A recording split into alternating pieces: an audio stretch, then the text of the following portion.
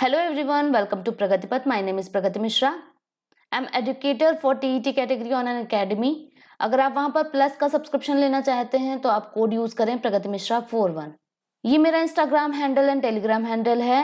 आपको description box में Telegram का लिंक मिल जाएगा, वहां पर जाकर आप चैनल को ज्वाइन कर सकते हैं जिसमें आपको PDF वगैरह मिलते रहेंगे। ये अनअकैडमी पर मेरी प्रोफाइल बनी हुई है कुछ इस तरीके से, वहां पर जाकर आप मुझे फॉलो कर सकते हैं। डिस्क्रिप्शन बॉक्स में उसका भी लिंक दिया है। वहां पर मैं कुछ क्वालिटेटिव कोर्सेज बनाती हूँ जो कि फ्री ऑफ कॉस्ट है, यानी कि स्पेशल क्लासेस आपको देखने को मिलेंगी। हमारा टॉपिक चल रहा था मापन, विद्युत धारा, गति बल और यंत्र, जिसमें से ये जो टॉपिक है मापन, इसको मैंने 3 क्लासेस में आपको कंप्लीट किया है। 10 से 15 मिनट की क्लासेस है, आप जाकर जरूर देखें। डिस्क्रिप्शन बॉक्स में भी पहला लिंक दिया रहेगा इस प्लेलिस्ट का, अदरवाइज आप प्लेलिस्ट में जाकर चेक कर सकते हैं। बहुत इंपॉर्टेंट सीरीज चल रही है। आप 6th क्लास से 10th क्लास या फिर इससे अबव लेवल तक का भी यहाँ पर आपका पूरा साइंस कवर किया जाएगा। और junior super TET, CTET paper 2, TET, कोई भी स्टेट लेवल टीईटी हो उसके पेपर 2 के लिए बहुत ज़्यादा इंपॉर्टेंट है। और साथ ही साथ ईवीएस जो पेपर 1 रहता है उसमें अगर फिजिक्स, बायो, केमिस्ट्री इनसे क्वेश्चंस आते हैं तो इन्हीं टॉपिक्स पे आएंगे। मैं प्रायोरिटी के हिसाब से चल रही हूँ। केमिस्ट्री, फिजिक्स और जो आपकी बायो होती है उसमें से 30% ये टॉपिक आपके पूछे जाते हैं। इसके बाद मैं आपको कुछ टॉपिक ऊर्जा और इस तरीके के टॉपिक कराऊंगी। प्रायोरिटी के हिसाब से हम लोग यहाँ पर चल रहे हैं, ठीक है। तो मापन टॉपिक हो चुका है, विद्युत धारा टॉपिक हम लोग आज से शुरू कर रहे हैं। टॉपिक को शुरू करने से पहले मैं आपको बता दूं कि टारगेट सुपर टेट 2021 शुरू हो चुका है। अनअकैडमी पर ये कंप्लीट बैच कोर्स आया है। बैच प्लस में है, पेड बैच है और हर एक सब्जेक्ट आपको यहाँ पर कवर किया जाएगा, ठीक है। अनअकैडमी के जितने भी बैचेस हैं आपको एक बहुत ही कंफर्टेबल प्राइस पे मिलते हैं। पहले आपका प्राइस कुछ ज्यादा हुआ करता था और अब न्यू प्राइस है, इसको 25% तक ऑलरेडी घटा दिया गया है। इसके बाद भी आप इस पे डिस्काउंट पा सकते हैं। वो कैसे? जैसे आपने 1 ईयर का कोर्स यहाँ पे सेलेक्ट किया है, ठीक है। उसके बाद यहाँ पर पूछता है आपसे कि do you have a referral code. तो हाँ, आपके पास रेफरल कोड है प्रगति मिश्रा 41। इस कोड को आप यहाँ पर अप्लाई करें, आपको 10% इंस्टेंटली डिस्काउंट देखने को मिलेगा और ये एक्स्ट्रा रहेगा, ठीक है। तो यानी कि न्यू प्राइस साथ में आपको मिल रहा है 10% और डिस्काउंट। अगर आप पहले से अनअकैडमी पे हैं तो आपको कॉइन्स वगैरह भी आपके पास होंगे, ठीक है, तो आपको और डिस्काउंट मिल जाएगा।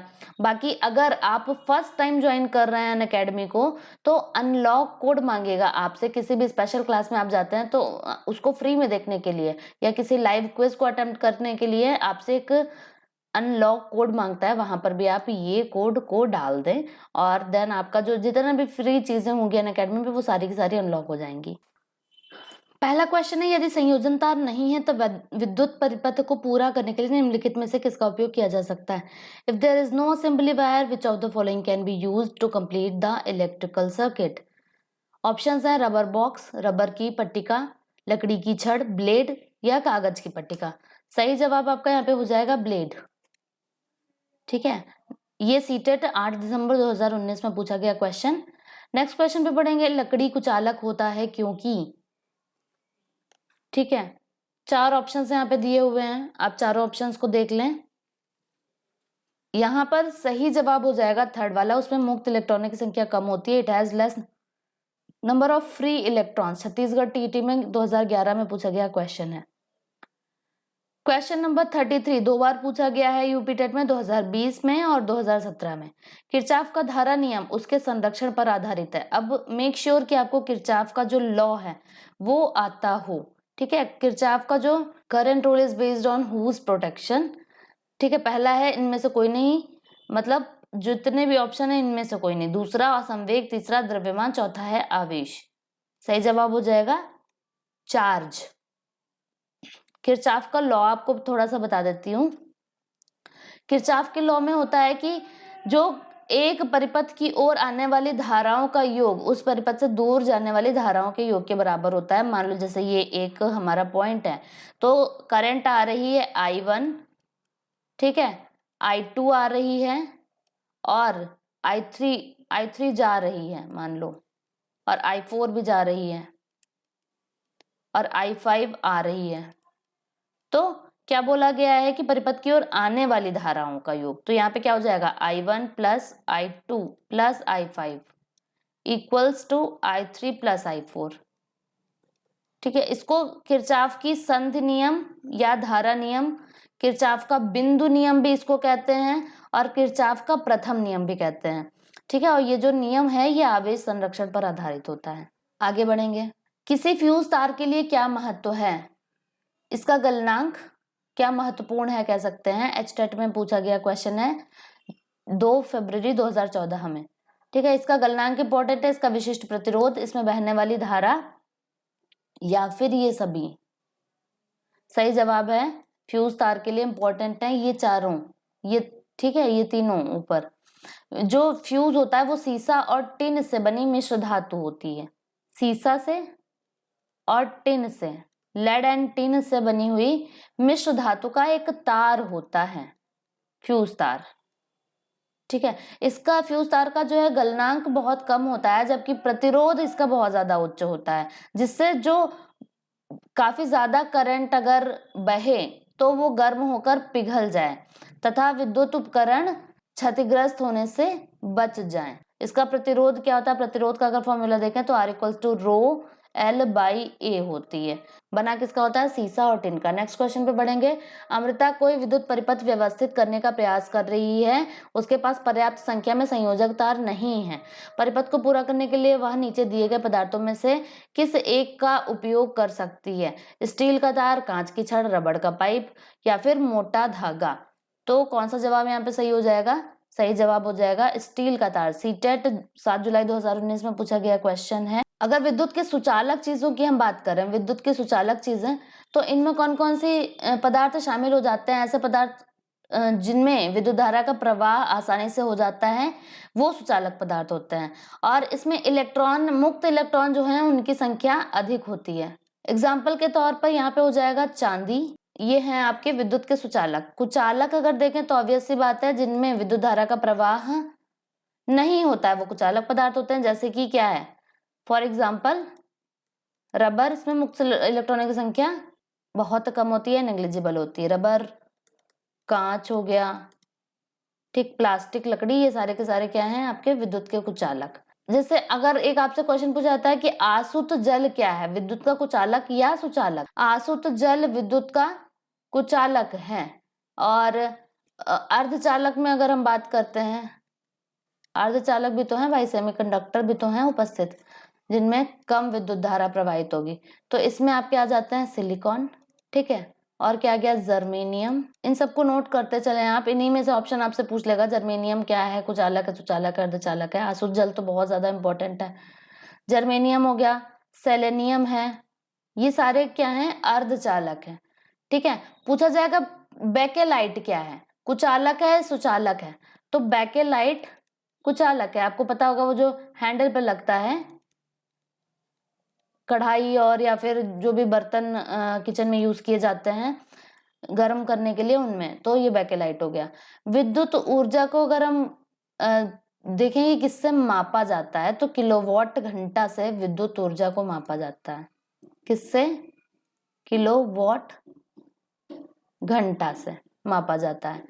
आवेशों को धनात्मक और ऋणात्मक, ये जो नाम है ये बेंजामिन फ्रैंकलिन ने दिया था, तो याद रखना। मतलब जैसे नेगेटिव चार्ज है या पॉजिटिव चार्ज है, ये किसने बताया था? बेंजामिन फ्रैंकलिन है, फ्रैंकलिन। ठीक है, नेक्स्ट क्वेश्चन पे बढ़ेंगे। घरों में विद्युत मीटर में दिखाए जाने वाले यूनिट हैं वोल्ट, वॉट, किलोवाट या किलोवाट घंटा। ये छत्तीसगढ़ में 2011 में पूछा गया क्वेश्चन है। सही जवाब इसका क्या हो जाएगा? किलोवाट घंटा। घरों में प्रकाश स्रोत के रूप में एलईडी और सीएफएल दोनों को आमतौर पर प्रयोग किया जाता है। निम्न में से कौन सा कथन सही है? सीटेट में 2011 में पूछा गया क्वेश्चन है, आप ऑप्शंस को पढ़ लें। एलईडी और सीएफएल का फुल फॉर्म क्या है, यह भी हमें पता होना चाहिए। एलईडी का फुल फॉर्म होता है लाइट एमिटिंग डिवाइस। क्या होता है? लाइट एमिटिंग, एमिट करती है जो light, sorry, light emitting diode, not device. ठीक है, सीएफएल को क्या बोलते हैं? कॉम्पैक्ट, कॉम्पैक्ट फ्लोरोसेंट लैंप, ये है आपका सीएफएल। ठीक, तो ये इनमें सही जवाब आपका हो जाएगा ए। एलईडी बेहतर है, अधिक अच्छा है, क्योंकि सीएफएल में विषैले पदार्थ होते हैं। तो ये जो एलईडी होती है ये विद्युत ऊर्जा को सीधे प्रकाश ऊर्जा में परिवर्तित कर देती है और ये सीएफएल से भी ज्यादा ऊर्जा दक्ष होती है। ठीक है, मतलब बेटर है। आप सभी को पता होगा, सब लोग एलईडी अब यूज करते हैं। इसमें क्या आपका बिजली का बिल भी कम आता है।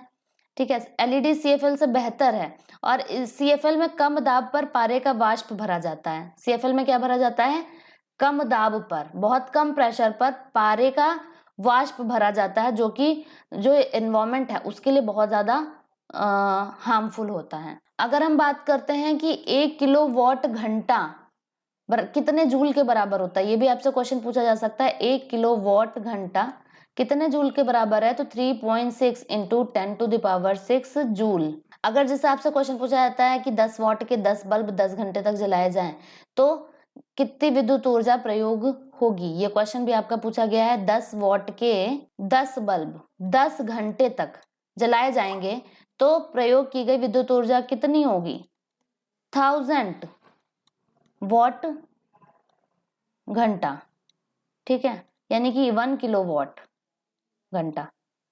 ठीक, यानी कि 1 यूनिट बिजली आपने खर्च करी है 10 वाट के। अब घर में आपके मम्मी पापा बोले अरे बहुत बिजली खर्च कर रहे हो, तो बोल देना कि भाई 10 वाट के अगर हम 10 बल्ब 10 घंटे तक जलाएंगे तब 1 यूनिट बिजली खर्च होगी।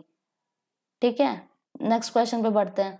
38वां क्वेश्चन है, जब धात्विक चालक में विद्युत धारा प्रवाहित होती है तो चालक में उत्पादित ऊष्मा की मात्रा इसके किस पर निर्भर करती है? ऑप्शंस दिए, इसके डैश पर निर्भर करती है, यहाँ पे होना चाहिए था। ठीक, तो ये सीटेट में पूछा गया है 2012 में। सही जवाब यहाँ पे हो जाएगा बी। पदार्थ की लंबाई, पदार्थ पर निर्भर करेगी, लंबाई और मोटाई इन तीनों चीजों पर निर्भर करती है। बढ़ेंगे नेक्स्ट क्वेश्चन पे। निम्नलिखित में से कौन सा विद्युत का चालक नहीं है? आश्रित जल, सिरका, नींबू का रस, लवण जल। ये तो अभी मैंने नकल करवा दिया है आपको। सीटेट में 2015 में पूछा गया क्वेश्चन है ये। ठीक है, सही जवाब हो जाएगा पहला, आश्रित जल या आसुत जल इसी को कहते हैं। आसुत जल लवणों से मुक्त होने के कारण विद्युत का चालक नहीं होता है। ठीक है, आसुत जल जो होता है इसमें कोई भी लवण नहीं होता है, कोई भी सॉल्ट जो है प्रेजेंट नहीं होता है। तो इसमें नमक या सोडियम क्लोराइड, यानी कि अगर हमने इसमें NaCl घोल दिया बाद में आसुत जल में तो ये विद्युत सुचालक हो जाएगा। तो ये चीज ध्यान रखना। ठीक है, distilled water is the right answer. Next question पे बढ़ेंगे। नेक्स्ट क्वेश्चन है, निम्न द्रवों में से कौन से विद्युत के चालक हैं? पहला है सिरका, दूसरा शर्करा का विलयन, तीसरा लवण का विलयन, चौथा है आसुत जल। सिरका और लवण का विलयन ये दोनों विद्युत के चालक हैं। ठीक है, बाकी शर्करा का विलयन और आसुत जल ये दोनों विद्युत के चालक नहीं कुचालक हैं। धारा का प्रवाह नहीं होता है तो फिर क्या हो जाते हैं? ये विद्युत के कुचालक हो जाते हैं। शर्करा का विलयन और आसुत जल जो है इसमें खनिज लवण नहीं होते हैं, खनिज लवणों से मुक्त होने के कारण ये बहुत ही हीन चालक हैं। बाकी दोनों में जो है आयंस बनते हैं, किसमें? सिरका और लवण के विलयन में, इसी वजह से ये चालक हैं। क्वेश्चन नंबर 41 पे बढ़ेंगे। कौन सा कथन सत्य नहीं है? पहला है किसी विद्युत परिपथ में सुरक्षित प्रवाहित होने के लिए विद्युत धारा की न्यूनतम सीमा है। सेकंड ऑप्शन है किसी विद्युत परिपथ में सुरक्षित प्रवाहित होने के लिए विद्युत धारा की अधिकतम सीमा है। थर्ड है सभी भवनों के विद्युत परिपथ में फ्यूज लगाए जाते हैं। फोर्थ है यदि परिपथ में उपयुक्त फ्यूज लगाया जाए तो सुरक्षित सीमा से अधिक विद्युत धारा होने पर यह उड़ जाएगा। सीटेट 9 दिसंबर 2018 में आया हुआ प्रश्न है। सही जवाब हो जाएगा ए। ठीक है, ए सही नहीं है पूछा गया है, बाकी तीनों सही हैं आपके ऑप्शंस। पहला गलत है। किसी विद्युत परिपथ में सुरक्षित प्रवाहित होने के लिए विद्युत धारा की सीमा अधिकतम होती है। ठीक है, और नेक्स्ट क्वेश्चन है आपका क्वेश्चन 42 जिसे हम कहेंगे। यहाँ पे आपके लिए एक चित्र बनाया जाएगा। दिए गए परिपथ में सेल प्रवाहित धारा आई है, मतलब आई करंट यहाँ पर प्रवाहित हो रहा है। ठीक, और कुछ इस तरीके से परिपथ है आपका। ठीक है, 3/2 एम्पियर, थर्ड ऑप्शन है 2 एम्पियर, फोर्थ ऑप्शन है आपका यहाँ पे 3 एम्पियर। तो सही जवाब यहाँ पे कौन सा होगा? ये यूपी टेट में पूछा गया है आपका क्वेश्चन। ठीक, तो ये क्वेश्चन पूछा गया। सही जवाब यहाँ पे क्या हो जाएगा? अगर हम देखें तो आपका क्या होता है? I इक्वल्स टू V/R, और R क्या होगा आपका? प्रतिरोध। तो देखेंगे यहाँ पर ये किस तरीके से सॉल्व किया जाएगा। ऑप्शन यहाँ पे आपका सही हो जाएगा 2 एम्पियर। ये श्रेणी क्रम में जुड़े, पहले हम इसको सॉल्व करेंगे, देन ये श्रेणी क्रम में जुड़ जाएगा तो उसको सॉल्व करेंगे। अब जैसे समांतर क्रम में जुड़े हुए हैं ये दोनों, तो ये दोनों प्रतिरोध, तो इनको किस तरीके से हम सॉल्व करेंगे, 1/r होता है, इसको हम इस तरीके से जोड़ेंगे 1/2। ठीक, इन दोनों को इस तरीके से जोड़ा, आपका क्या जवाब आ जाएगा यहाँ पे। तो ये समांतर क्रम में जुड़े हुए थे तो इसको हमने उल्टा करके जोड़ा। ठीक है, जैसे ये R1 है और ये R2 है, तो आपके अगर समांतर क्रम में जुड़े हैं तो 1/R1 प्लस 1/R2 ये फॉर्मूला होता है। तो ये आ गया आपका 1। ठीक है, 1 ओम आ गया। अब तो ये दोनों आपका मतलब चित्र अब किस तरीके से हो जाएगा, ये 2 ओम और फिर ये 1 ओम। तो ये अब श्रेणी क्रम में जुड़ गए। श्रेणी क्रम में जो है, मान लो ये R है और ये R4 है, तो R plus R4 equals to, इस तरीके से श्रेणी क्रम में जोड़ते हैं तो 2 + 1 हो जाएगा, यानी कि 3 ओम। ये आपका 3 ओम हो गया। ठीक है, तो अब इसके बाद में हम लोगों को क्या करना है, अब फॉर्मूला लगाएंगे I = V/R। तो V की वैल्यू 6 दी है, R आपका निकल के आया 3, तो ये 3 दूना 6 हो जाएगा, 2 एम्पियर आ गया। ठीक है, तो यानी कि धारा कितनी है आपकी, 2 एम्पियर बह रही है इस परिपथ में। ये जो धारा है ये 2 एम्पियर है।